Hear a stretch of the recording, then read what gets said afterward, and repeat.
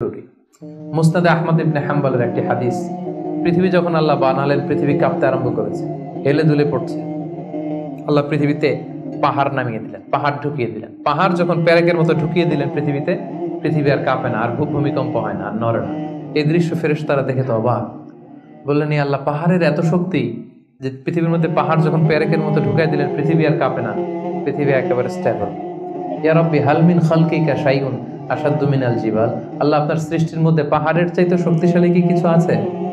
ফেরেশতারা জিজ্ঞেস করতেছে। আল্লাহ বলেন আছে। কি সেটা?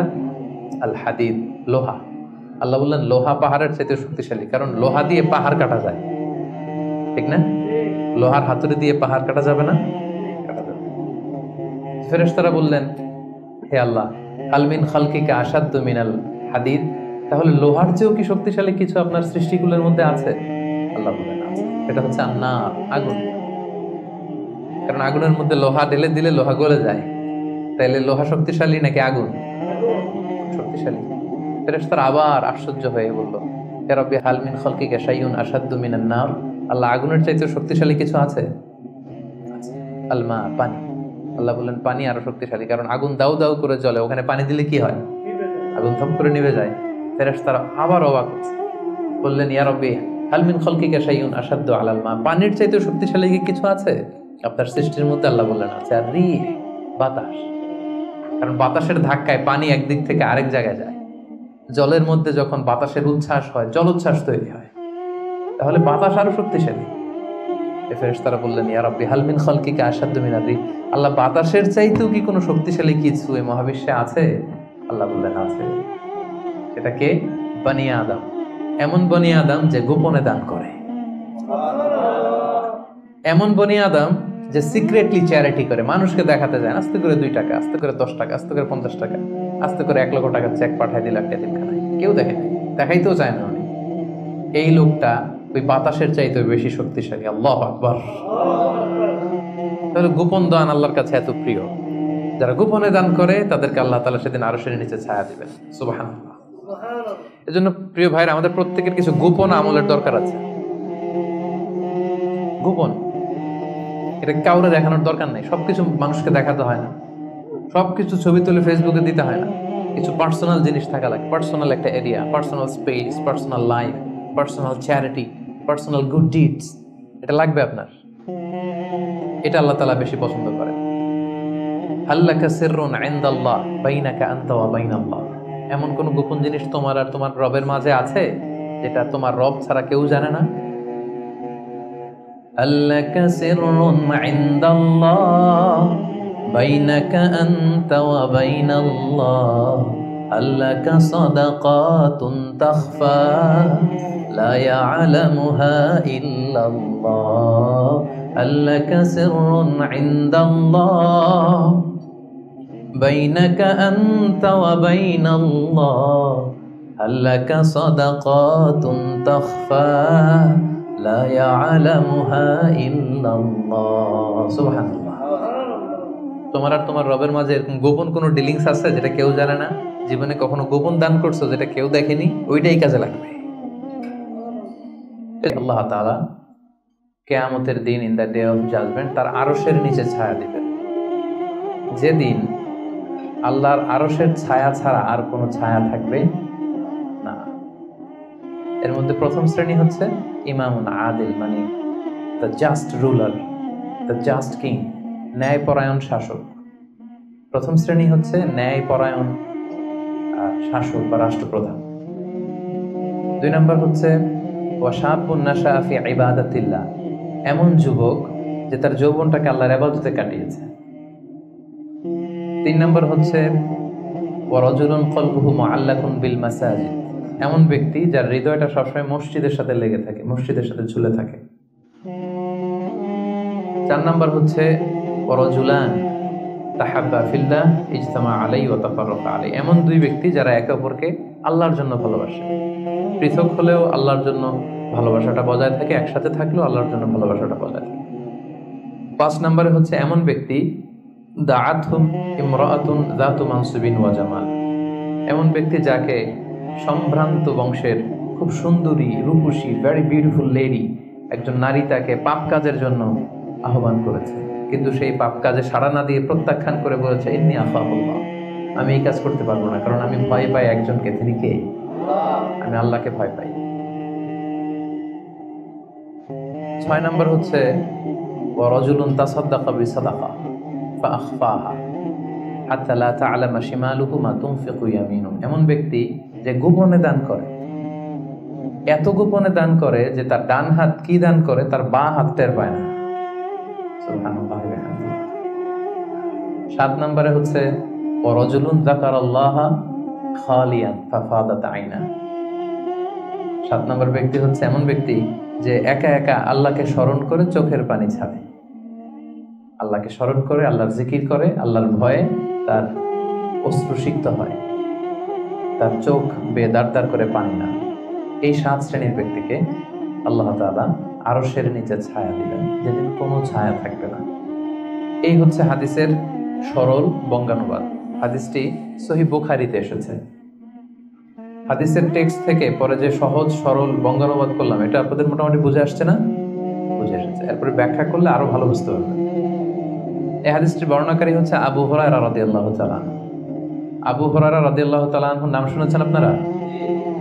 আল্লাহ রাসূল সাল্লাল্লাহু আলাইহি ওয়াসাল্লাম একজন বিখ্যাত সাহাবী। ওনার নাম কিন্তু আবু হুরায়রা না, ওনার নাম হচ্ছে আব্দুর রহমান। আবু হুরায়রা রাদিয়াল্লাহু তাআলা আনহুর আসল নাম কি? সবাই বলতে হবে, আব্দুর রহমান। তো উনি আবু হুরায়রা হলেন কি করে? হিজরাতুন মানে বিড়াল, আর হুরায়রা মানে ছোট্ট বিড়াল। তো উনি বিড়াল পালতেন, বিড়াল নিয়ে দুষ্টামি করতেন। আমাদের অনেকে শখ আছে, ঘরে আমরা বিড়াল পালি। তো উনি একবার ঢোলা জামা, জুব্বার আস্তিনের মধ্যে বিড়াল নিয়ে রাসূল সাল্লাল্লাহু আলাইহি ওয়াসাল্লামের কাছে আসছেন। আল্লাহ রাসূল দেখলেন যে আবু হুরায়রা বিড়াল নিয়ে দুষ্টামি করতেছে। তো আল্লাহ রাসূল সাল্লাল্লাহু আলাইহি ওয়াসাল্লাম রসিকতা করে, মজা করে ডাক দিলেন, ইয়া আবা হুরায়রা, এই বিড়ালের বাবা। আসলে নাম কি ছিল? আব্দুর রহমান। টাকা দরকার ছিল ইয়া আব্দুর রহমান। এটা না ডেকে রাসূল সাল্লাল্লাহু আলাইহি ওয়াসাল্লাম মজা করে বললেন, ইয়া আবা হুরায়রা, হে বিড়ালের বাবা। তো রাসূল সাল্লাল্লাহু আলাইহি ওয়াসাল্লাম কিন্তু এরকম মজা প্রায়ই করতেন, প্রায় সাহাবাদের মধ্যে তিনি মজা করতেন, রসিকতা করতেন। তবে এটা হালাল রসিকতা ছিল, হালাল এন্টারটেইনমেন্ট। রাসূল সাল্লাল্লাহু আলাইহি ওয়াসাল্লাম একটু রসিকতা করে বললেন, ইয়া আবা হুরায়রা, হে বিড়ালের বাবা। তখন থেকে আবু হুরায়রা রাদিয়াল্লাহু তাআলা আনহুকে সবাই আব্দুর রহমান না বলে বিড়ালের বাবা বলে ডাকতে শুরু করলো। সুবহানাল্লাহ। এবং উনি নিজেও এটা নিজের জন্য পছন্দ করলেন, বিড়ালের বাবা। তো ওনার নাম হচ্ছে বেসিক্যালি আব্দুর রহমান। তো যেহেতু বিড়াল নিয়ে দুষ্টামি করতেন এবং রাসূল সাল্লাল্লাহু আলাইহি ওয়াসাল্লাম একবার যখন হে বিড়ালের বাবা বলে ডাক দিলেন, তারপর থেকে উনি কি হয়ে গেলেন? আবু হুরায়রা। উনি এই হাদিসটি বর্ণনা করেছেন, উনি নিজে শুনেছেন রাসূল সাল্লাল্লাহু আলাইহি ওয়াসাল্লামের কাছ থেকে এই হাদিসটি। উনি সর্বাধিক হাদিস বর্ণনাকারী সাহাবী, উনার চেয়ে বেশি হাদিস কোন সাহাবী বর্ণনা করেননি। 5374টি হাদিস বর্ণনা করেছেন। মসজিদে নববীর পাশে একটা বারান্দা আছে, এটাকে বলে সুফা। এই বারান্দায় যে সাহাবারা থেকে থেকে পড়াশোনা করতো ওনাদেরকে বলা হতো আহলে সুফা। আবু হুরায়রা রাদিয়াল্লাহু তাআলা আনহু এই আহলে সুফার সদস্য ছিলেন। উনি বলতেন যে আমাদের অনেক সাহাবারা ব্যবসা করতো, কেউ এটা করতো সেটা করতো, আমি কিছুই করতাম না। আমার শুধু খাওয়ার ব্যবস্থাটা হইলেই আমি রাসূল সাল্লাল্লাহু আলাইহি ওয়াসাল্লামের সাথে থাকতাম, সারাদিন থাকতাম, আর উনি যাই বলতো আমি এটা মানুষের কাছে বর্ণনা করে পৌঁছে দিতাম। সুবহানাল্লাহ। এজন্যই উনি এত হাদিস বর্ণনা করেছেন। শুরুতে উনি এত হাদিস বর্ণনা করতে পারতেন না। উনি একবার বললেন, ইয়া রাসূলুল্লাহ সাল্লাল্লাহু আলাইহি সাল্লাম, আসমাউ মিনকা হাদিসান কাসীরান, আমি তো আপনার কাছ থেকে অনেক হাদিস শুনি, ফালা আহফাজ, কিন্তু এগুলো আমার মনে থাকে না, কি করব? আল্লাহ রাসূল সাল্লাল্লাহু আলাইহি ওয়াসাল্লাম বললেন, উবসুত রিদাক, তুমি তোমার চাদরটা বিছিয়ে দাও। আবু হুরায়রা রাদিয়াল্লাহু তাআলা চাদর বিছিয়ে দিলেন। রাসূল সাল্লাল্লাহু আলাইহি ওয়াসাল্লাম ওই চাদরের মধ্যে এরকম হাত বুলিয়ে দিলেন, বললেন এবার এটা গায়ে দাও। এটা গায়ে দেওয়ার পর থেকে উনি বললেন, এরপর থেকে জীবনে যত হাদিস শুনেছি আল্লাহ রাসূল সাল্লাল্লাহু আলাইহি ওয়াসাল্লামের মুখ থেকে একটাও ভুলি নাই, একটাও ভুলি নাই। রাসূল সাল্লাল্লাহু আলাইহি ওয়াসাল্লামের দোয়ার বরকত, রাসূল সাল্লাল্লাহু আলাইহি ওয়াসাল্লামের দোয়ার বরকতটা এরকম ছিল, উনি যদি কোনো লোনা পানির কুয়ার মধ্যে অজু করে কুলির পানি ফেলতেন, ওটা মুহূর্তের মধ্যে মিঠা পানির কুয়া হয়ে যেত। গাছের মধ্যে ফল ধরে না, রাসূল সাল্লাল্লাহু আলাইহি ওয়াসাল্লাম টাচ করলে এর পরের বছর ফল হতে হতে একেবারে সয়লাভ। আনাস রাদিয়াল্লাহু তাআলা আনহুর জন্য একবার দোয়া করে দিয়েছিলেন, আল্লাহ তাকে সন্তান বেশি দাও, তাকে সম্পদ বেশি দাও। তো সন্তানের দোয়া এত কাজে লাগছে, ওনার সব মিলে 82 জন সন্তান ছিল, 80 জন ছেলে 2 জন মেয়ে। আর উনি বলতেন যে আমার এমন খেজুরের বাগান ছিল, মদিনার সবার খেজুরের বাগান বছরে খেজুর দিত একবার, আমার খেজুরের বাগানে বছরে খেজুর হতো 2 বার। রাসূল সাল্লাল্লাহু আলাইহি ওয়াসাল্লামের দোয়ার বরকত। মদিনার অনেক নবজাতক সন্তানদের মাথায় চুল গজায় না। রাসূল সাল্লাল্লাহু আলাইহি ওয়াসাল্লাম কোনো নবজাতক সন্তানের মাথায় হাত বুলিয়ে দিলে মাথার চুল তাড়াতাড়ি বড় হয়ে যেত। বারাকা। রাসূল সাল্লাল্লাহু আলাইহি ওয়াসাল্লাম হাত বুলিয়ে দিলেন, ওই হাত বুলানো চাদর আবু হুরায়রা রাদিয়াল্লাহু তাআলা আনহু গায়ে পড়লেন, আর ভুলে না কিছু, আর কিছু ভুলে না। অনেক ওরিয়েন্টালিস্টরা আবু হুরায়রা রাদিয়াল্লাহু তাআলা আনহুর এই হাদিস বর্ণনার ব্যাপারে সাসপিশন ছড়ায়, সন্দেহ ছড়ায় যে উনি এত হাদিস শুনলো কবে? একজন মানুষকে এত হাদিস কারোর কাছ থেকে শুনে মনে রাখতে পারে নাকি? আপনারা আমার যত কথা শুনেন কয়টা মনে রাখতে পারবেন? তারা সন্দেহ ছড়ায় যে আবু হুরায়রা এগুলো নিজ থেকে মনে হয় বলেছে। আসলে না, কখনো না, নেভার। উনি রাসূল সাল্লাল্লাহু আলাইহি ওয়াসাল্লামের কাছ থেকে যেমনটি শুনেছে ঠিক তেমনটি বলেছে। এবং এটা হচ্ছে রাসূল সাল্লাল্লাহু আলাইহি ওয়াসাল্লামের দোয়ার বরকত। ওই যে চাদরে হাত বুলিয়ে দিয়েছিলেন। তাহলে হাদিসের যে বর্ণনাকারী আবু হুরায়রা রাদিয়াল্লাহু তাআলা আনহু, ওনার ব্যাপারে একটা ছোটখাটো ধারণা পেয়ে গেলেন না আপনারা? আচ্ছা, এবার আমরা হাদিসে চলে যাই। আল্লাহ রাসূল সাল্লাল্লাহু আলাইহি ওয়াসাল্লাম বলেছেন, সাবআতুন ইউযিল্লুহুমুল্লাহু ফি যিল্লি ইয়াওমা লা যিল্লা ইল্লা যিল্লুহ। 7 শ্রেণীর ব্যক্তিকে আল্লাহ তাআলা আরশের নিচে ছায়া দিবেন, যেদিন আরশের ছায়া ছাড়া আর কোনো ছায়া থাকবে না।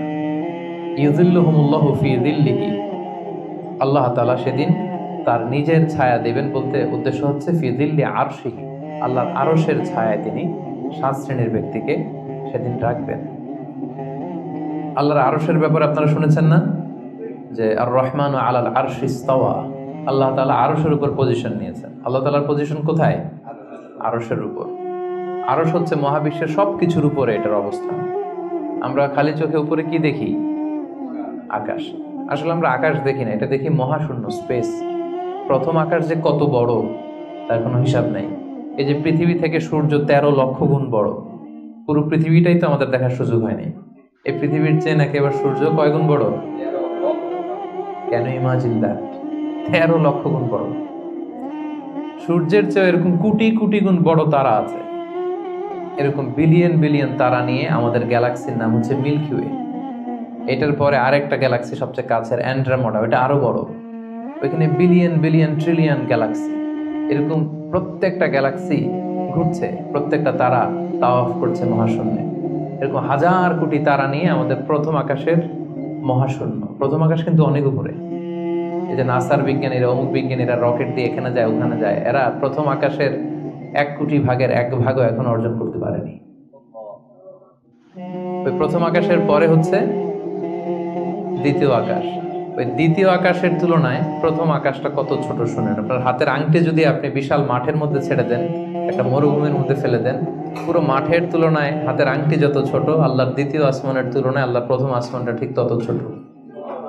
দ্বিতীয় আসমান আরো বড়, তৃতীয়টা আরো বড়। যত উপরে ঊর্ধ্বাকাশের যত কাহিনী একটার চেয়ে একটা বড়, এরকম 7টা আকাশ। তার উপরে সিদরাতুল মুনতাহা, বর্ডার এরিয়া। তার উপরে লা জামান লা মাকান, ওইখানে সময়ের হিসাব নাই, স্পেস নাই, সময় নাই। কারণ আল্লাহর সময় দিয়ে বাঁধা যায়? আমাদের যেমন বসতে জায়গা লাগে, আল্লাহর পজিশন নিতে কি জায়গার প্রসঙ্গটা আসে না? কারণ লাইসা কামিসলিহি শাই, উনি কারো মতো না, উনি উনার মতো। ওয়ালাম ইয়াকুল্লাহু কুফুয়ান আহাদ, তার মতো কেউ নাই। তো তিনি কার মতো? তিনি তার মতো। তার মতো কেউ নাই, তো তিনি কার মতো? তিনি তার মতো। তার উপরে হচ্ছে আল্লাহর কুরসি, তার উপরে আল্লাহর আরশ, সেখানে আল্লাহর পর্দা। এই পর্দার পেছনে আল্লাহ তাআলার সত্তা। আমাদের বাড়ির পর্দাগুলো কি দিয়ে তৈরি বলেন তো? কাপড় দিয়ে। আল্লাহর পর্দাগুলো আলো দিয়ে তৈরি, নূরের পর্দা। পর্দাটাই আলো। এজন্য সাহাবারা জিজ্ঞেস করেছিলেন, ইয়া রাসূলুল্লাহ হাল রাআইতা রাব্বাক, আপনি কি মেরাজের রাতে আপনার রবকে দেখেছিলেন? রাসূল সাল্লাল্লাহু আলাইহি ওয়াসাল্লাম বলেছিলেন, নূরুন আন্না আরাহু, উনি তো নূর, আলোর পর্দা, চোখ ঝলসে যাওয়ার মতো অবস্থা, আমি কিভাবে দেখবো? তার মানে সরাসরি দেখেননি। আল্লাহ তাআলার সাথে সিক্রেট মিটিং হয়েছিল, কনভারসেশন হয়েছিল, কথাবার্তা হয়েছিল। তার উপরে হচ্ছে আরশ। ওই আরশের ছায়ার নিচে কিয়ামতের ময়দানে আল্লাহ তাআলা 7 শ্রেণীর ব্যক্তিকে স্থান দিবেন। কয় শ্রেণীর? 7 শ্রেণীর ব্যক্তিকে স্থান দিবেন, যে দিনটা হবে 50 আলফা সানা মিম্মা তা'উদ্দুন, 50,000 বছরের সময় একটা দিন, কিয়ামতের দিন। 50,000 বছর। মানুষগুলো সব হয়রান হয়ে যাবে। ইউহশারুন নাসু ইয়াওমাল কিয়ামাতি হুফাতান উরাতান মুশাতান গুরলা, রাসূল সাল্লাল্লাহু আলাইহি ওয়াসাল্লাম বললেন, প্রতিটি মানুষ হুফাত, কারো পায়ে জুতা নেই। আমাদের প্রত্যেকের জুতা আছে না আজকে? সেদিন জুতা থাকবে না।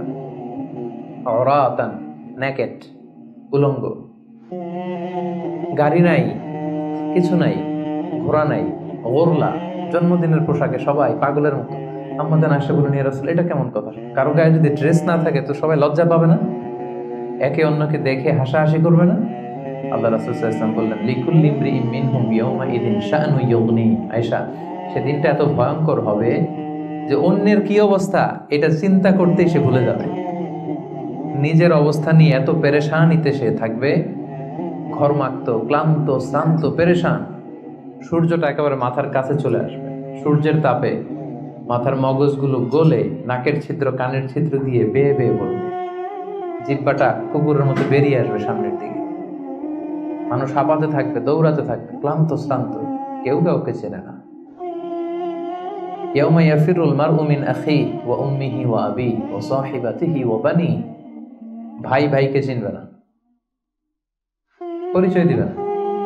মা ছেলেকে দেখে পরিচয় দিবে না, বন্ধু বন্ধুকে দেখে পরিচয় দিবে না। সবাই ইয়া নাফসি ইয়া নাফসি।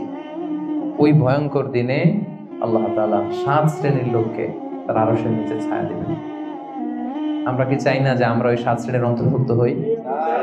আমরা আল্লাহ তাআলার কাছে কামনা করি আমরাও যেন সেই 7 শ্রেণীর অন্তর্ভুক্ত হয়ে সে ভয়ঙ্কর দিনে আল্লাহ তাআলার আরশের নিচে ছায়া পেতে পারি। আরো জোরে আমরা সবাই পড়ি আমিন। ওই 7 শ্রেণীর ব্যক্তিদের মধ্যে প্রথম শ্রেণী হচ্ছে ইমামুন আদিল, ন্যায়পরায়ণ শাসক, the just ruler, the just king. যেই বাদশাহ, যেই শাসক, যেই কিং তার প্রজাদের প্রতি ন্যায়পরায়ণ ভাবে বিচার করে, ইকুয়ালি ট্রিট করে সবাইকে, কারোর উপর জুলুম করে না। কারণ আল্লাহ তাআলা জুলুম পছন্দ করেন না। আল্লাহ কি কারোর উপর জুলুম করেন? কিয়ামতের দিনের বিচারে তিনি কারোর উপর জুলুম করবেন? আল্লাহ তাআলা বলেন, ইন্নী হারামতু যুলমা আলা নাফসি, আমি আমার উপর জুলুমকে হারাম করেছি, ফালা তাযালামু, তাই তোমরাও তোমাদের উপর জুলুম করো না, খবরদার। আর যুলমু যুলুমাতুন ইয়াউমাল কিয়ামা, যারা এই পৃথিবীর বুকে কারো উপর জুলুম করবে, এই জুলুমটা জুলুমাত হয়ে, অন্ধকার হয়ে তার কাঁধে চেপে বসবে কিয়ামতের দিন। সো আল্লাহ তাআলা প্রথম 7 জনের মধ্যে সর্বপ্রথম যাকে আরশের নিচে ছায়া দিবেন তিনি হচ্ছেন ইমামুন আদিল, just king, the just ruler, ন্যায়পরায়ণ শাসক, যারা আদালতের সাথে কাজ করে। ইন্নাল্লাহা ইয়া'মুরুকুম বিল আদলি ওয়াল ইহসান, আল্লাহ তাআলা এই আদালতের ব্যাপারে, জাস্টিসের ব্যাপারে সবসময় তিনি আদেশ করেন। জাস্টিস ভায়োলেট হয়, ন্যায়পরায়ণতা, ইনসাফ, এটা ভায়োলেট হয়, এটা আল্লাহ তাআলা কখনো চান না। যারা বিচার করার সময় ন্যায় বিচার করে, উভয় পক্ষের কথা শুনে, যারা রায় দেওয়ার সময় ন্যায়সঙ্গতভাবে রায় দেয়, যারা জনগণের ট্রিট করার সময় সঠিকভাবে ট্রিট করে, সেই ধরনের রাজা যারা, সেই ধরনের কিং যারা, রুলার যারা, তারা সেদিন স্থান পাবে। এটা শুধু আল্লাহর কাছেই না, তারা যারা জাস্ট রুলার তাদেরকে দুনিয়ার মানুষরাও পছন্দ করে না অনেক। উদাহরণস্বরূপ বলছি, ফর এন এক্সাম্পল, এই যে রেসেপ তাইয়েব এরদোগান, জাস্ট উদাহরণ, আরো অনেক ভালো ভালো রুলার আছে, আপনারা আরো ভালো বলতে পারবেন। তো এই যে তুরস্কের রেসেপ তাইয়েব এরদোয়ান, মুসলিম বিশ্বের বিভিন্ন ইস্যু নিয়ে উনি খুব কনসার্ন, চমৎকার চমৎকার উদ্যোগ নিচ্ছে। এটা আমাদের খুব ভালো লাগে না? আমাদেরকে অনুপ্রাণিত করে, আমাদেরকে উজ্জীবিত করে। ইভেন কি অমুসলিম রাষ্ট্রপ্রধান যারা এই জাস্ট রুলার, যারা সব সময় কি করে, ন্যায়পরায়ণতার সাথে মানুষের সাথে ট্রিট করে, তাদেরকে সবাই পছন্দ করে। কানাডার প্রধানমন্ত্রীর নাম জানেন আপনারা? এই যে জাস্টিন ট্রুডো, সে অমুসলিম, তাই না? খ্রিস্টিয়ান খুব সম্ভবত, তারপরেও তাকে সবাই খুব পছন্দ করে। কেন? He is a just ruler, তাই না? জনগণের প্রতি সে ন্যায়পরায়ণ, একজন ন্যায়পরায়ণ রাষ্ট্রনায়ক সে। সো ইমামুন আদিল, প্রথম শ্রেণী হচ্ছে এমন শাসক যে হচ্ছে ন্যায়পরায়ণ, যার কাছে কেউ বিচার চাইলে সে মাজলুম হয় না, তার জনগণের প্রতি যে দায় দায়িত্ব এটা সে সঠিকভাবে পালন করে। বিচার করার সময়, রায় দেওয়ার সময় সে উল্টাপাল্টা রায় দেয় না, আদালতের সাথে সবাইকে এক চোখে দেখে। এই ব্যক্তিকে সেদিন আল্লাহ তাআলা আরশের নিচে ছায়া দেবে। এই পয়েন্টটা সবার কাছে ক্লিয়ার না? ইমামুল আদিল। 2 নাম্বার হচ্ছে ওয়াশাবুন নাশাআ ফি ইবাদাতিল্লাহ, এমন যুবক যে যুবক তার যৌবনটাকে আল্লাহর ইবাদতে কাটিয়েছে। এখানে এই যে আপনারা যারা বসে আছেন বেশিরভাগই হচ্ছেন যুবক, বেশিরভাগই সবাই তো যুবক। আমি তো বয়স্ক তেমন কাউকে দেখতে পাচ্ছি না, দু একজন ছাড়া, দু একজন তাও খুব বয়স্ক না, আমাদের কাছাকাছি বা কিছু বড় হবে, ঠিক কিনা? সাধারণত যুবক ধরা হয় কোন বয়স থেকে কোন বয়সে? লেটস সে 20 থেকে 40, তাই না? 20 থেকে 40, এই 20 বছরের সময়টা হচ্ছে একেবারে জীবনের সবচাইতে মাহেন্দ্রক্ষণ। এত শক্তি, সম্ভাবনা, টকবগে যুবক। যুবকদের মধ্যে আল্লাহ অনেক প্রাণ শক্তি দিয়েছে। এরা বিপ্লব ঘটায় ফেলতে পারে, এরা সময়ের গতি স্রোতকে পাল্টে দেয়, সাগরের স্রোতকে উল্টে দেয়, এরা বিপ্লব করে ফেলে, ইতিহাস রচনা করে, ঠিক কিনা? এই যুবক তার যৌবনের মোক্ষম সময়টা অন্যায় করে কাটায় না, আজে বাজে কাজ করে কাটায় না, জুলুম করে কাটায় না, দুর্নীতি করে কাটায় না, টেন্ডারবাজি, চাঁদাবাজি, মিথ্যা, খারাপ কাজ, কোন এই ধরনের কাজের সাথে নিজেকে জড়িত রাখে না, বরং নাশা ফি ইবাদাতিল্লাহ, আল্লাহর ইবাদতে সে তার জীবনটাকে কাটায়। এজন্য যৌবনের এই সময়টা প্রিয় ভাইরা অনেক দাম, এটা বেশি দিন থাকবে না। রং ধরা যৌবন জং ধরে নাই, শেষ। এই দেখতে দেখতে ছোট্ট কিশোর হয়ে পৃথিবীতে এসেছিলেন, শিশু ছিলেন, কিশোর, তারপর এখন যুবক, কিছুদিন পরে বিয়ে করে থাকলে দেখবেন যে আল্লাহ ঘরে মেহমান পাঠিয়ে দিলে বাবা হয়ে গেছে। কিছুদিন পরে মেয়েটারে বিয়ে দিলে এরপর কি হয়ে যাবেন? শ্বশুর হয়ে যাবেন, এরপরে নানা হয়ে যাবেন, দাদা হয়ে যাবেন। এই তো জীবন, this is the circle of life. রং ধরা যৌবন জং ধরে শেষ, এটা থাকে না খুব বেশি দিন। এই জন্য এই যৌবনের এই সময়টাকে যারা আল্লাহর ইবাদতে তারা কাটিয়েছে, তাদেরকে আল্লাহ তাআলা আরশের নিচে ছায়া দিবেন। নাশা ফি ইবাদাতিল্লাহ। এবং যৌবনের ইবাদতকে আল্লাহ তাআলা খুব বেশি পছন্দ করেন। ইবাদতটা অনেক ব্রড সেন্সে যদি আপনি চিন্তা করেন, অনেকে মনে করে যে শুধু নামাজ পড়া, শুধু রোজা রাখা, শুধু জিকির করা এটাই ইবাদত। আসলে ব্যাপারটা কিন্তু এমন নয়। মানব কল্যাণে আপনি যাই করেন, আল্লাহ তাআলার আদেশ পালনে আপনি যাই করেন, সবটাই ইবাদত, ঠিক কিনা? আপনি যদি রক্ত দেন, মুমূর্ষ রোগীকে বাঁচাতে রক্তের প্রয়োজন হয় না? আপনি যদি তাকে বাঁচাতে রক্ত দেন, এটাও ইবাদত। আপনি পরিবেশকে সুন্দর রাখার জন্য গাছ লাগালেন, এটাও ইবাদত। আপনি একজন মানুষ বিপদে পড়েছে, he doesn't know what to do, আপনি তাকে কনসালটেশন করলেন, কিছু সুন্দর পরামর্শ দিলেন, গাইড করলেন যে এইটা ভুল, এইভাবে করো, এই যে আপনি টাইম ব্যয় করলেন, কনসালটেশন দিলেন, এটা ইবাদত। অনেকে মনে করে যে শুধু তাসবিহ, জিকির, কোরআন তেলাওয়াত এগুলোই মনে হয় ইবাদত। না, যে পথেই আল্লাহর সন্তুষ্টি, যে কাজ করলে আল্লাহ তাআলা সন্তুষ্ট হন, এই সবগুলো কাজই কিন্তু ইবাদত। তাই যৌবনের এই মোক্ষম সময়টাতে আল্লাহ তাআলার ইবাদত করে আমাদেরকে কাটাতে হবে। আমা খালাকতুল জিন্না ওয়াল ইনসা ইল্লা লিয়াবুদুন। আমি মানব জাতির জিন জাতিকে কেবলই সৃষ্টি করেছি আমার ইবাদতের জন্য। এজন্য এই বয়সের, আপনাদের এই বয়সের অফিসে খুব ব্যস্ততা, এখানে খুব ব্যস্ততা, এরপরেও যে একটু কষ্ট করে নামাজটা পড়েন, এরপরেও যে জামাতে আসেন, এরপরেও আপনি সুন্নাহ মোতাবেক চলতে যাচ্ছেন, দাঁড়িয়ে রাখছেন, এটা অনেক বড় ইবাদত। এটা আল্লাহ তাআলার কাছে অনেক বেশি প্রিয়। বৃদ্ধ বয়সের ইবাদতের চেয়ে যৌবনের ইবাদত আল্লাহর কাছে অনেক বেশি প্রিয়। এর কারণ হচ্ছে, বৃদ্ধ বয়সে ইবাদত ছাড়া করবেটা কি? ইবাদত ছাড়া তো সময়ই কাটে না। কারণ ঘরে এর কথা শোনার কেউ নাই, কেউ সময় দেয় না, রাতে ঘুম আসে না, 3টার দিকে ঘুম ভেঙে যায়। বাংলাদেশের কথা যদি বলি, দেখবেন যে মুরব্বীরা 3টা-4টার পরে নাকি ওনাদের ঘুমিয়ে আসে না। তো অজু করে ইমাম সাহেবের 1 ঘন্টা আগে আসে মসজিদে ফজর পড়তে। ইমাম সাহেব দেরি করলো কেন, মুয়াজ্জিন দেরি করলো কেন, ওনারা এটা বলে। কারণ ওই যে ঘুম আসে না, কি করবে? তখন তার ইবাদত করা ছাড়া সময়ই কাটে না। ওই ইবাদত আল্লাহর কাছে ততটা প্রিয় নয় যতটা প্রিয় হচ্ছে একজন যুবকের ইবাদত, ঠিক কিনা? আপনি যৌবন কালে যদি আল্লাহ তাআলা দাসত্ব করতে পারেন, ইবাদত করতে পারেন, আপনার বার্ধক্যে উপনীত হওয়ার পরে ইবাদত করতে না পারলে আল্লাহ তাআলা ইবাদত দিয়ে আপনার আমলনামা পূর্ণ করে দিবে। পূর্ণ করে দেবে। আপনি ফজরের সময় উঠতে পারতেছেন না, কোমরে ব্যথা, ডায়াবেটিস ইত্যাদি ইত্যাদি, আল্লাহ বলবে যুবক অবস্থায় কি করেছিল ওটা দেখো, ওই সময় যা করছে ওটা লিখে দাও। এই জন্য আল্লাহ রাসূল সাল্লাল্লাহু আলাইহি ওয়াসাল্লাম বলেছেন যে এই যৌবনটারে কাজে লাগাও।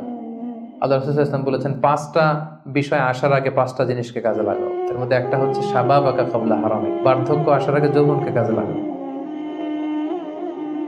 সিহহাতাকা ক্বাবলা মারাদিক, অসুস্থতা আসার আগে সুস্থতাকে কাজে লাগাও। গিনাকা ক্বাবলা ফাকরিক, গরীব হয়ে যাওয়ার আগে তোমার ধনাঢ্যতাকে কাজে লাগাও। ফারাগাকা ক্বাবলা শুগলিক, ব্যস্ত হয়ে যাওয়ার আগে অবসরটারে কাজে লাগাও। হায়াতাকা ক্বাবলা মাউতিক, মৃত্যু আসার আগে জীবনটারে কাজে লাগাও। এই জন্য যৌবনটাকে যেন আমরা কাজে লাগাই প্রিয় ভাইরা। এবং কিয়ামতের ময়দানে 5টা প্রশ্ন করা হবে। এই 5টা প্রশ্নের উত্তর না দিয়ে কোনো বনি আদম পাই নাড়াতে পারবে না, পা নাড়াতে পারবে না। এর মধ্যে প্রথম প্রশ্ন, আন হায়াতিহি ফীমা আফনা, তার জীবনটা সে কোন কাজে লাগিয়েছে। ও আন শাবাবিহি ফীমা আবলা, জীবনের মধ্যে যে যৌবন ছিল ওই সময় কি করছে। তো সে কি ইসলামের বিরুদ্ধে তার কাজ করেছে? হারাম কাজগুলোতে সময় ব্যয় করেছে? হারাম ব্যবসা করেছে? হারামের সাথে সম্পৃক্ত ছিল? ইসলাম বিরোধী গোষ্ঠীর সাথে সম্পৃক্ত ছিল? আপনাকে জিজ্ঞেস করা হবে যে যৌবনের সময়টা আপনি কি কাজে লাগিয়েছেন, নাকি ইসলামের পক্ষে ছিল, যা করেছে ইসলামের পক্ষে কাজে লেগেছে। সম্পদ কোত্থেকে উপার্জন করেছে, কোথায় ব্যয় করেছে, যতটুকু জেনেছে ততটুকু মেনেছে কিনা। এই 5টা প্রশ্নের উত্তর দেওয়ার আগে বনি আদম কিয়ামতের ময়দানে পাই নাড়াতে পারবে না।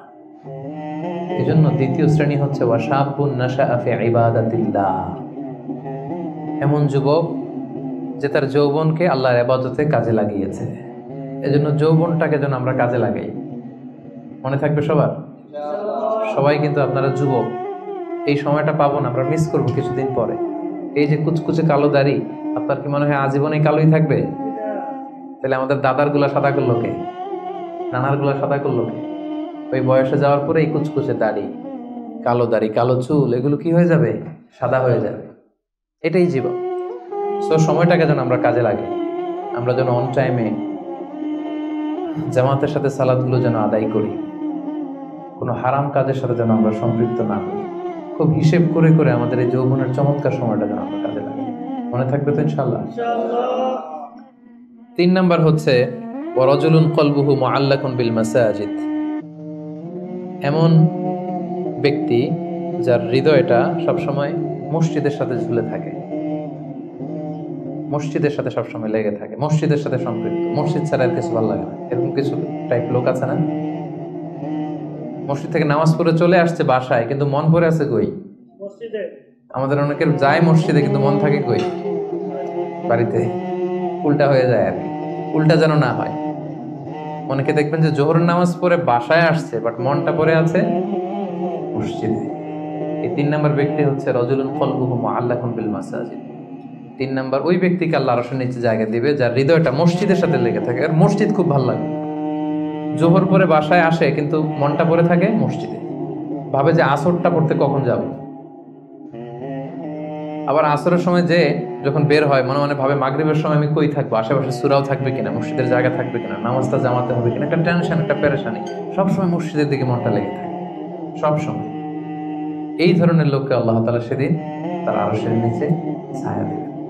একটা হাদিস আল্লাহ রাসূল সাল্লাল্লাহু আলাইহি ওয়াসাল্লাম বলেছেন যে মান গাদা ইলাল মসজিদি আও রাহা আ'আদাল্লাহু লাহু নুজুলান ফিল জান্নাতি কুল্লামা গাদা আও রাহা। সকাল সন্ধ্যা যে ব্যক্তি সবসময় মসজিদে যায়, যতবার সে মসজিদে যাবে ততবার আল্লাহ তাআলা জান্নাতের মধ্যে তার জন্য স্পেশাল একটা অ্যাপার্টমেন্ট তৈরি করবেন, স্পেশাল একটা বাঙ্কুয়েট হল তৈরি করবেন। যে এরকম বাঙ্কুয়েট হল যেখানে তার হসপিটালিটি, তাকে আপ্যায়নের জন্য ফেরেশতারা বসে থাকবে। আল্লাহু আকবার। এজন্য মসজিদের সাথে যেন আমরা আমাদের সম্পর্কটাকে গড়ে তুলি। যদিও এই কোভিডের কারণে মসজিদে যাওয়ার সুযোগ খুব একটা আমাদের হচ্ছে না। আমি জানি না আপনাদের এলাকাগুলোতে কি অবস্থা, যেতে পারেন না। আমি নিজেও অনেকদিন মসজিদে নামাজ পড়তে পারছি না। মাঝে মাঝে আমাদের ইউনিভার্সিটিতে যেতাম জুমার সালাতে, এখন সেটাও যাওয়া যায় না, সুযোগ নাই। একটা সময় ছিল অনেকে যায়নি, এখন মসজিদের দরজাগুলো বন্ধ। আমার মোহতারাম মরহুম নানা শ্বশুর গোলাম সরোয়ার সাইদি ভাই ইন্তেকাল করেছেন, আপনারা জানেন। উনি চমৎকার একটা আলোচনা করেছিলেন। উনি বলছিলেন যে হে যুবক, তুমি কি এখনো মসজিদে যাবে না? তুমি কি দেখছো না গোটা বিশ্বের মসজিদগুলোতে তালা ঝুলছে? কখন তোমার হুঁশ ফিরবে? আর কবে তুমি নামাজি হবে? এখন তো তুমি চাইলেও যেতে পারবে না, এখন তো চাইলেও যেতে পারছি না, ঠিক কিনা? একটা সময় যাই নাই, অনেকেই যায় নাই। এখন মন চাচ্ছে মসজিদে যে নামাজ পড়বো, তারপরও যাওয়ার সুযোগ নাই। এই যে মালয়েশিয়াতে প্রায় 1 বছর ধরে আমরা মসজিদে রেগুলারলি যেতে পারছি না। কিছুদিন অবস্থা ভালো হলে খুলে দেয়, তারপরে আবার লকডাউন, আবার MCO, মুভমেন্ট কন্ট্রোল অ্যাক্ট। তো চাইলেও কিন্তু আমরা যেতে পারবো না। এবং এই পরিস্থিতি থেকে আসলে উত্তরণ হবে কিনা আমাদের কোনো গ্যারান্টি আছে? নতুন আরেকটা করোনা ভাইরাসের ধরন পাওয়া গিয়েছে ইউকেতে, লকডাউন, সব ইন্টারন্যাশনাল ফ্লাইট ক্যান্সেল। ওইটা নাকি এই কোভিডের চেয়ে আরো 10 গুণ বেশি শক্তিশালী। এটা যদি চারদিক থেকে হামলা করে, অ্যাটাক করে, আমরা যাবো কোথায়? একটা সময় মসজিদে আমরা যাই নাই, এখন চাইলেও যেতে পারছি না। সম্মানিত ভাইয়েরা, আমরা আল্লাহ তাআলার কাছে দোয়া করি যে আমাদের এই কঠিন পরিস্থিতি থেকে আল্লাহ তাআলা আমাদেরকে উত্তরণ দিক, মসজিদগুলোকে আল্লাহ তাআলা খুলে দেওয়ার ব্যবস্থা করে দিক, আমরা যেন আবার আগের মতো মসজিদে যে আল্লাহ তাআলাকে সেজদা দিতে পারি। সো রাজুলুন কলবুহু মুআল্লাকুন বিল মাসাজিদ, 3 নম্বর হচ্ছে এমন ব্যক্তি যার অন্তরটা সবসময় মসজিদের সাথে লেগে থাকে। দেখবেন অনেক লোক আছে মসজিদে গেলে ভালো ফিল করে, he feels good, he feels very comfortable. মসজিদে গেলে কেমন যেন একটা আরাম লাগে, শান্তি লাগে, প্রশান্তি অনুভব হয়, হয় না আপনাদের? মসজিদে গেলে অনেকের ঘুমও চলে আসে শান্তির চোটে। মসজিদে জুমার খুতবা দেওয়ার সময় ঘুম আসে না অনেকের? কারণ ওই সব গুনার বোঝা তো মসজিদের বাইরে ফেরেশতারা রেখে দিয়েছে, এবার হালকা হয়ে পাতলা হয়ে প্রশান্ত চিত্তে মসজিদে ঢুকলে প্রশান্তির ঘুম চলে আসে। এজন্য আমাদের কামনা, ইচ্ছা, বাসনা, আকাঙ্ক্ষা এমন যেন হয় যে আমরা যেন সবসময় মসজিদ কেন্দ্রিক থাকতে পারি। কাজী নজরুল খুব চমৎকার করে লিখেছেন, মসজিদেরই পাশে আমার, যাতে গড়ে বসে মুয়াজ্জিনের আজান শুনতে পাই। শুনেছেন না আপনারা? মসজিদেরই পাশে আমায় কবর দিও ভাই, যেন গড়ে হতেও মুয়াজ্জিনের আজান শুনতে পাই। আমার গোরের পাশে দিয়ে ভাই নামাজিরা যাবে, পবিত্র সেই পায়ের ধ্বনি এ বান্দা শুনতে পাবে। গোরাজাব হতে গুনাহগার পাইবে রেহাই। বলেন সবাই, মসজিদেরই পাশে আমায় কবর দিও ভাই, যেন গড়ে হতেও মুয়াজ্জিনের আজান শুনতে পাই। কত মুমিন নামাজি ভাই মসজিদাঙ্গিনাতে আল্লাহর নামের জিকির করে লুকিয়ে গভীর রাতে। আমি তাদের সাথে ওই আল্লাহ নাম জপতে চাই, আল্লাহর নাম জপতে চাই। মসজিদেরই পাশে আমায় কবর দিও ভাই, যেন গড়ে হতেও মুয়াজ্জিনের আজান শুনতে পাই। পড়েন আমিন। অসাধারণ চেতনা, হোয়াট ইজ স্পিরিট। ঢাকা বিশ্ববিদ্যালয়ের পাশে, খুব সম্ভবত কেন্দ্রীয় লাইব্রেরির পাশে নজরুলের কবরটা আজও আছে। আমি জিয়ারত করেছি একবার, যে পাশে মসজিদ, কেন্দ্রীয় মসজিদ ঢাকা বিশ্ববিদ্যালয়ের, তার পাশেই নজরুলের কবর। আজান হচ্ছে, লোকেরা দোয়া করছে, কবর জিয়ারত করছে। কি চেতনা ছিল, হৃদয় থেকে দোয়াটা করেছেন, আল্লাহ কবুল করেছেন, আলহামদুলিল্লাহ। রাজুলুন কলবুহু মুআল্লাকুন বিল মাসাজিদ, 3 নম্বর ব্যক্তি হচ্ছে যার হৃদয়টা সবসময় মসজিদের সাথে ঝুলে থাকে, সালাতের সাথে ঝুলে থাকে, সেজদার সাথে ঝুলে থাকে। মসজিদের সাথে সম্পর্ক আমরা বাড়াবো তো এখন থেকে, রাজি আছেন সবাই? আচ্ছা, চতুর্থ শ্রেণী হচ্ছে রাজুলানি তাহাব্বা ফিল্লাহ ইজতামা আলাইহি ওয়া তাফাররাকা আলাইহি, এমন 2 ব্যক্তি যারা একে অপরকে আল্লাহর জন্য ভালোবাসে, যারা একে অপরকে আল্লাহর জন্য ভালোবাসে। আল্লাহর জন্য ভালোবাসা, তারা যাই করে আল্লাহর জন্য করে। আমরা একে অপরের সাথে দেখা হলে বলি না, ভাই উহিব্বুকা ফিল্লাহ, আপনাকে আমি আল্লাহর জন্য ভালোবাসি, বলি না? এই যে আল্লাহর জন্য ভালোবাসা, একে অপরকে আল্লাহর জন্য যদি কেউ ভালোবাসে, এই 2 জন লোককে আল্লাহ তাআলা সেদিন আরশের নিচে ছায়া দেবে।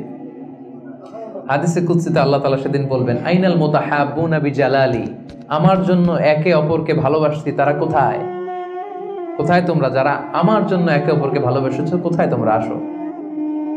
আজকে উযিল্লুকুম ফি যিল্লি ইয়াওমা লা যিল্লা ইল্লা যিল্লি, আজকে আমার আরশের নিচে আমি তোদের ছায়া দিয়ে রাখবো, আজকে আমার দেয়া ছায়া ছাড়া আর কোনো ছায়া নাই। তাই আমরা একে অপরকে যারা আল্লাহর জন্য ভালোবাসবো, তাদেরকে আল্লাহ তাআলা সেদিন আরশের নিচে ছায়া দিবেন। সুবহানাল্লাহ পড়েন। আল্লাহর জন্য ভালোবাসা কি? যাকে দেখলে আল্লাহর কথা স্মরণ হয়, তার কথা শুনলে আল্লাহর কথা স্মরণ হয়, তার সাথে বসলে আখেরাতের কথা স্মরণ হয়, এমন বন্ধু। আরেকজন আছে, এর সাথে বসলেই শুধু হিন্দি সিনেমার গান, এর সাথে বসলেই শুধু হারাম আলাপ, এর সাথে বসলেই অপ্রয়োজনীয় কথাবার্তা, অন্যের গীবত, চগলখড়ি, ব্যাকবাইটিং, এগুলো। এটা আল্লাহর জন্য তার সাথে সম্পর্ক নয়। তার সাথে সম্পর্কটা আমার আল্লাহর জন্য। আল্লাহ তাআলার কারণে আমি তাকে ভালোবাসি, কারণ সে আল্লাহর বান্দা, সে আল্লাহর প্রিয় বান্দা, সে আল্লাহর আদেশগুলো মেনে চলে। তাহলে একে অপরের ভালোবাসা হবে কার জন্য? ইজতামা আলাইহি, এই ভালোবাসা নিয়েই তারা পৃথিবীতে একত্রিত হয়। ওয়া তাফাররাকা আলাইহি, এবং আল্লাহর উপর ভালোবাসা অবশিষ্ট রেখেই তারা পৃথিবী ত্যাগ করে। এই ধরনের লোককে আল্লাহ তাআলা সেদিন আরশের নিচে ছায়া দেবেন। যেন আমাদের সব কাজগুলো যেন প্রিয় ভাই একমাত্র আল্লাহর খুশির জন্য হয়। দুনিয়ার লোভের জন্য, দুনিয়ার স্বার্থের জন্য কোনো কাজ করা যাবে না। আপনি যদি দুনিয়ার স্বার্থের জন্য কোনো কাজ না করে শুধু আল্লাহর খুশির জন্য করেন, দুনিয়ার স্বার্থ এমনি উদ্ধার হয়ে যাবে, আই গ্যারান্টি। আপনি কয়েকদিন প্র্যাকটিস করে দেখেন যে যেটাই করব আমার আল্লাহ এই কাজে সন্তুষ্ট কিনা, এটা আপনি দেখে করেন, দেখবেন দুনিয়ার সবকিছু আপনার হাতের মুঠোয় চলে আসবে। ওটা দুনিয়াটা আপনার হাতের মুঠোয় আসবে যদি আল্লাহকে আপনি এইখানে স্থান দেন। আর দুনিয়াটার এইখানে স্থান দিলে গোটা দুনিয়া আপনাকে অপমান করে ছাড়বে, ঠিক কিনা? এজন্য আমাদের ভালোবাসা যেন হয় শুধু কার জন্য? আল্লাহ রাসূল সাল্লাল্লাহু আলাইহি ওয়াসাল্লামকে আল্লাহ তাআলা আদেশ করেছেন, হে নবী আপনি বলে দেন, কুল ইন্না সলাতি ওয়া নুসুকি ওয়া মাহইয়ায়া ওয়া মামাতি লিল্লাহি রাব্বিল আলামিন। হে নবী আপনি বলে দিন, আমার সালাত, আমার যাকাত, আমার রোজা, আমার হজ সবকিছু একজনের জন্য, তিনি কে? তাই আমাদের একে অপরের ভালোবাসাটা কার জন্য? আমি আপনাদেরকে আল্লাহর জন্য ভালোবাসি, এই যে আপনারাও আমাকে আল্লাহর জন্য ভালোবাসেন। তাহলে আমরা কিন্তু ওই 7 শ্রেণীর ক্যাটাগরির মধ্যে পড়ে গেছি। আলহামদুলিল্লাহ করবেন না? তাহলে একে অপরকে কার জন্য ভালোবাসবেন? দুনিয়ার স্বার্থে? No, never. একজনের খুশির জন্য, তিনি কে? একে অপরকে যখন ইমানি ভাইকে, দিনী ভাইকে যখন কেউ আল্লাহ তাআলার জন্য ভালোবাসে, এই ব্যক্তিদেরকে আল্লাহ তাআলা সেদিন তার আরশের নিচে ছায়া দিবেন। তাহলে কয়টা গেল 7টার মধ্যে থেকে? কয়টা মনে আছে তো? আর কয়েক মিনিট বলি না? আচ্ছা, 5 নাম্বার হচ্ছে ওয়ারাজুলুন দাআতহু ইমরাআতুন যাতু মানসিবিন ওয়া জামাল। এমন লোক, দাআতহু ইমরাআতুন যাতু মানসিবিন ওয়া জামাল, এমন ব্যক্তি যাকে কোনো সম্ভ্রান্ত, ডিগনিফাইড এন্ড প্রেস্টিজিয়াস ফ্যামিলির খুব দেখতে সুন্দর, গর্জিয়াস, বিউটিফুল কোনো লেডি তাকে পাপ কাজের জন্য আহ্বান করল, বিবাহ বহির্ভূত সম্পর্কের জন্য, দৈহিক সম্পর্কের জন্য আহ্বান করল, এবং সে চাইলেই এই অশ্লীল কাজে, এই ব্যভিচারে, এই পাপ কাজে জড়িত হয়ে যেতে পারত, কিন্তু সে সেটা করেনি, সুযোগ পেয়েও এই কাজ করেনি। বরং সে সাহসিকতার সাথে বলেছে, ইন্নী আখাফুল্লাহ, আমার পক্ষে এই প্রপোজাল, এই প্রস্তাব মেনে নেওয়া সম্ভব নয়, কারণ আমি একজনকে ভয় করি, তিনি কে? যাদের হৃদয়ে আল্লাহর ভয় আছে তাদের দ্বারা এই পাপ কাজ করা সম্ভব না। ইন্নী আখাফুল্লাহ, আমি আল্লাহ তাআলাকে ভয় করি। জুলাইখা যখন ইউসুফ আলাইহিস সালামের প্রেমে মত্ত হয়ে, পাগল হয়ে নিজেকে প্রেজেন্ট করেছিল যে ইউসুফ আমি তোমার প্রেমে পাগল, পৃথিবীর কেউ টের পাবে না, 7টা তালা মেরেছে দরজায়, এই রাজপ্রাসাদের সিক্রেট রুম, আসো আমরা একে অপরের সাথে এই কাজে লিপ্ত হই। ইউসুফ আলাইহিস সালাম বলেছিলেন একই কথা, মাআযাল্লাহ, মাআযাল্লাহ, আমি আল্লাহর কাছে এই পাপ কাজ থেকে পানাহ চাই, আমার পক্ষে সম্ভব না, কারণ পৃথিবীর কেউ দেখে না, কিন্তু দেখে কে? আপনি দরজা বন্ধ করে, লাইট বন্ধ করে, সুইচ বন্ধ করে দিয়ে, পর্দা লাগাই দিয়ে আপনি পাপ করছেন, কেউ দেখে নাই পৃথিবীর, পুলিশ দেখে নাই, সিসি ক্যামেরা অফ করা, কেউ দেখে নাই, কিন্তু একজন দেখে, তিনি কে? সবার চোখকে ফাঁকি দেয়া যায়, কিন্তু আল্লাহর চোখ ফাঁকি দেয়া যাবে? এজন্য প্রিয় ভাইয়েরা, একজন মুমিন বান্দার জীবনে তার চরিত্রটা সবচাইতে দামি। এই যে এখানে আপনারা সবাই যুবক, এটা আমাদের ওয়াজ, আমাদের জন্য রেলেভেন্ট। এজন্য ইংরেজিতে বলা হয় when money is lost something is lost, যখন টাকা নষ্ট হয়, টাকা হারায়, এটা সামথিং, হাতের ময়লা আবার আসবে। when health is lost something is lost, যখন স্বাস্থ্য নষ্ট হয়, এটা কিছু একটা জিনিস নষ্ট হয়, কিন্তু when character is lost everything is lost, যখন চরিত্র শেষ, ওর কিচ্ছু নাই, ওর সব শেষ, ঠিক কিনা? এজন্য প্রিয় ভাইয়েরা, আমাদের চরিত্রটাকে হেফাজত করতে হবে। এটা হচ্ছে খুবই রেলেভেন্ট ওয়াজ আমাদের জন্য। শয়তানের হাতছানি, চাকচিক্যময় হাতছানি আমাদেরকে পাপের পথে নিয়ে যেতে পারে, কিন্তু খবরদার, ইউসুফ আলাইহিস সালামের সেই শিক্ষা যেন আমরা ধারণ করি। আমরা যেন বলি মাআযাল্লাহ, ইন্নী আখাফুল্লাহ, আমি আল্লাহ তাআলাকে ভয় করি। আমি কাকে ভয় করি? আল্লাহ ইজ ওয়াচিং মি। আল্লাহ আমাকে দেখছেন। পৃথিবীর কেউ দেখে না, কিন্তু দেখে কে? আল্লাহ তাআলা, তিনি দেখেন। এজন্য আল্লাহ তাআলা বিশ্বাসীদেরকে বলেছেন, কুল্লিল মুমিনিনা ইয়াগুদ্দু মিন আবসারিহিম। হে নবী, এই বিশ্বাসীদের বলুন তারা যেন তাদের চোখকে নামায়। Lower your eyesight, lower your gauge. নিজের চোখের লাগাম টেনে ধরতে হবে। ওই আহফাদু ফুরুজাহুম, এবং নিজের প্রাইভেট, নিজের লজ্জাস্থানের হেফাজত করতে হবে। আল্লাহ রাসূল সাল্লাল্লাহু আলাইহি ওয়াসাল্লাম বলেছেন, মাইয়াদমান লি মা বাইনা লিহিয়াইহি ওয়া মা বাইনা রিজলাইহি আদমান লাহুল জান্নাহ। একটু খেয়াল করে শুনেন, আল্লাহ রাসূল বলেছেন, আমার যে উম্মত আমাকে দুইটা অঙ্গের গ্যারান্টি দিবে যে এই দুই অঙ্গ দিয়ে সে কোনো পাপ করবে না, তাহলে ওই উম্মতকে আমি জান্নাতের গ্যারান্টি দিয়ে দিলাম। অঙ্গ দুইটা কি? এক হচ্ছে দুই চোয়ালের মাঝখানে যে অঙ্গটা থাকে, মানে জিহ্বা। আরেক হচ্ছে দুই পায়ের মাঝখানে যেটা থাকে, প্রাইভেট, মানুষের লজ্জাস্থান। এই দুইটা অঙ্গের গুনাহ করবে না বলে যদি কোনো উম্মত আমার গ্যারান্টি দেয়, আমি আমার ওই উম্মতকে জান্নাতের গ্যারান্টি দিব। এজন্য চক্ষুকে হেফাজত করতে হবে, নজরকে হেফাজত করতে হবে। বিশ্বাসীদের বৈশিষ্ট্য হচ্ছে ওয়াল্লাযীনা হুম লিফুরুজিহিম হাফিজুন। বিশ্বাসীরা তাদের প্রাইভেট লজ্জাস্থানের হেফাজত করে। তারা বিয়ে ছাড়া অন্য কোনো ভাবে যৌন সম্পর্কে জড়ায় না। তারা একটা বৈধ যৌন সম্পর্কে, হালাল যৌন সম্পর্কে তারা জড়ায়। বিয়ে ছাড়া কোনো যৌন সম্পর্ক ইসলাম আমাদের জন্য হালাল করে নাই। এজন্য যুবকদেরকে বিষ্ণু ইসলাম বলেছেন, ইয়া মা'আশারাশ শাবাব মান ইসতাতাআ মিনকুমুল বাআতা ফালিয়াতাযাওয়াজ। যাদের সক্ষমতা আছে আর্থিক এবং শারীরিক, ফালিয়াতাযাওয়াজ, বিয়ে করো। ফাইন্নাহু আগাদ্দু লিল বাসার, বিয়ে করলে চোখ নিম্নগামী হয়। ওয়া আহসানু লিল ফারাজ, লজ্জাস্থান হেফাজতে থাকে। ওয়া মান লাম ইয়াস্তাতি, যার সক্ষমতা নাই বিয়ে করার, ফাআলাইহি বিসসাওম, সে রোজা রাখো। সে কি করো? ফাইন্নাহু লাহু উইজা, কারণ এই রোজার মাধ্যমে তাকে পাপ কাজ থেকে আল্লাহ তাআলা বাঁচাবেন। সুবহানাল্লাহ। এখানে বিয়ে করছেন না সবাই? সবাই বিবাহিত? আচ্ছা, আলহামদুলিল্লাহ। আল্লাহ তাআলা খুব দ্রুত যারা বিয়ে করে নাই তাদেরকেও বিয়ের ব্যবস্থা করে দেয়। বিয়েটা কিন্তু ভাই অনেক বরকতের। বিয়েটা কি? অনেক বরকতের। হালাল পন্থায় আল্লাহর দেয়া যৌবনকে উপভোগ করো। মুমিনের সম্পর্ক হয় শুধু হালালের সাথে, হারামের সাথে মুমিনের কোনো সম্পর্ক আছে? সম্পর্ক নাই। যে বিয়ে করে তার দিনদারি, দিনের অর্ধেক পূর্ণ হয়ে যায়। আল্লাহ রাসূল সাল্লাল্লাহু আলাইহি ওয়াসাল্লাম বলেন, কেউ যখন বিয়ে করলো তার দিনের অর্ধেক পূর্ণ হয়ে গেল। ফালিয়াত্তাকিল্লাহা ফিন-নিসফিল বাকি, বাকি অর্ধেকের ভয় করলেই চলবে তার, এখন অর্ধেক পূর্ণ হয়ে গেছে। আল্লাহু আকবার। আল্লাহ রাসূল সাল্লাল্লাহু আলাইহি ওয়াসাল্লাম বলেছেন, নিকাহু মিন সুন্নতি, বিয়ে আমার সুন্নাত। ফামান রাগিবা আন সুন্নতি ফালাইসা মিন্নি, যে আমার সুন্নতকে ঘৃণা করে ও আমার উম্মত হতে পারে না। যারা বিয়ে করতে চায়, বিয়ে করে নিজের পাপ থেকে নিজেকে বাঁচাতে চায়, তাদেরকে সাহায্য করা আল্লাহ নিজের জন্য ওয়াজিব করে ফেলেছেন। 3 শ্রেণী, আল্লাহ বলে 3 ধরনের ব্যক্তিকে সাহায্য করা আমি আল্লাহর উপর ওয়াজিব। কয় শ্রেণীর? এর মধ্যে এক শ্রেণীর হচ্ছে যে বিয়ে করতে চায়, আর নাকিহ আল্লাযী ইউরিদুল আফাফ, পুত পবিত্র থাকতে যে, চরিত্র বাঁচাতে যে বিয়ে করতে চায়, টাকা নাই, সমস্যা এটা সেটা, কিন্তু খুব চাচ্ছে বিয়ে করতে। আল্লাহ বলে ওই যুবককে হেল্প করা আমি আল্লাহর জন্য ওয়াজিব হয়ে গিয়েছে।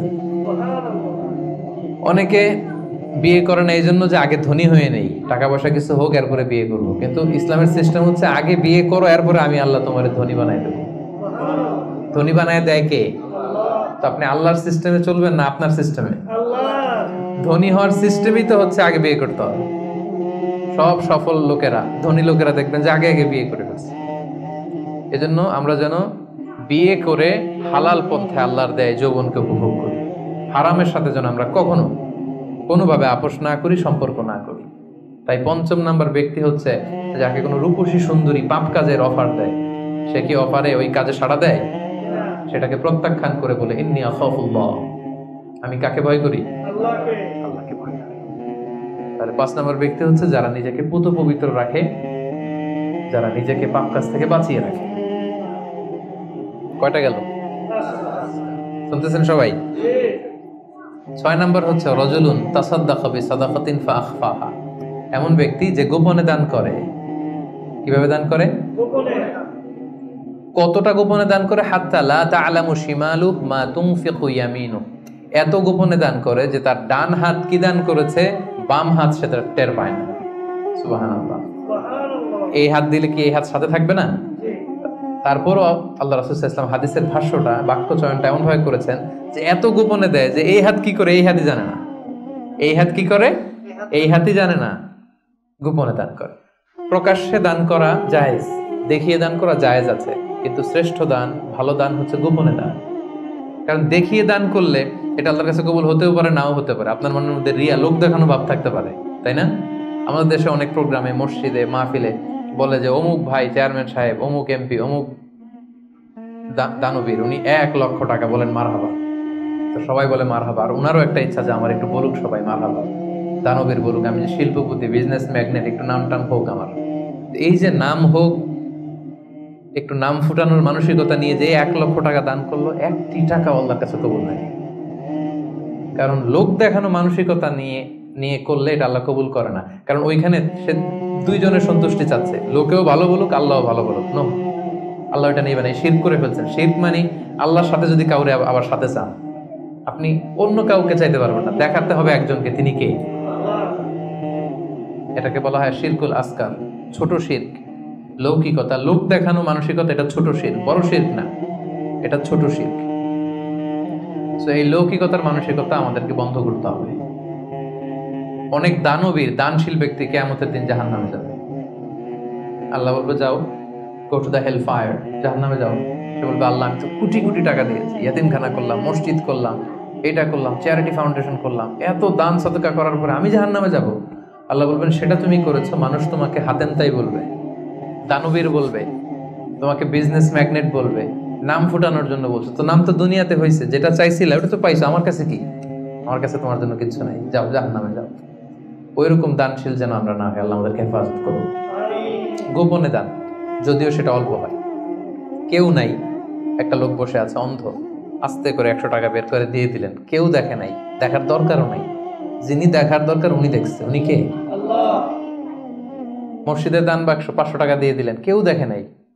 এটা দুনিয়ার কাউকে খুশি করার জন্য আপনি দেন, শুধু আল্লাহকে দেখানোর জন্য দিয়েছেন। এই দানটা আল্লাহ খুব পছন্দ করে।